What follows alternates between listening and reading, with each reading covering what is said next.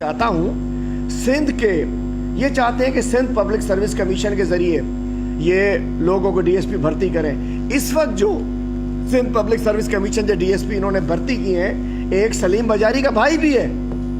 मतलब ये सिंध में बाजारी फोर्स, बाजारी मैं कह रहा हूँ, ये मुराद अली शाह साहब जहांगारा बाजारा से ताल्लुक है, ये भी बाजारी हैं। सिंध में बाजारी फोर्स और जरदारी फोर्स बनाई जा रही है, जिसमें जरदारी साहब के नॉमिनीज और मुराद अली शाह बाजारी के नॉमिनीज जो बाजारा से ताल्लुक रखते हैं, ये लोग भर्ती होंगे।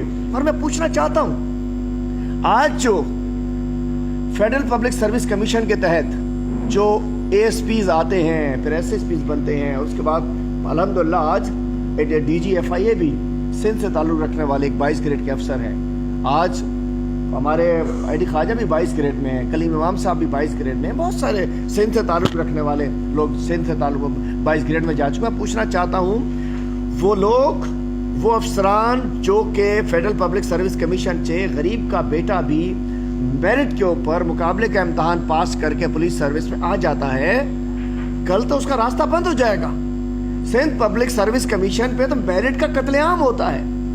सिंध पब्लिक सर्विस कमीशन के जरिए तो यही जरदार आएंगे, यही सरदार आएंगे, यही बाजार आएंगे, और कौन आएगा?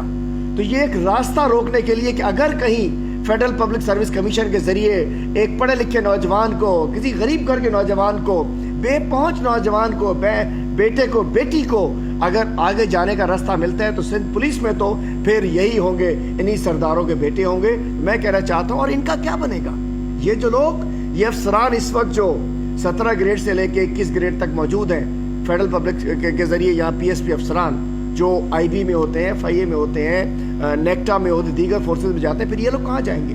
और इनको आगे के लिए एक फेडरल सर्विस से आप सिंध के लोगों को आप निकाल के बाहर कर देंगे। अब देखिए, ये जो तब्दीली का जो उसमें जो कैडर में तब्दीली का इम्कान है, इसके कुछ आईनी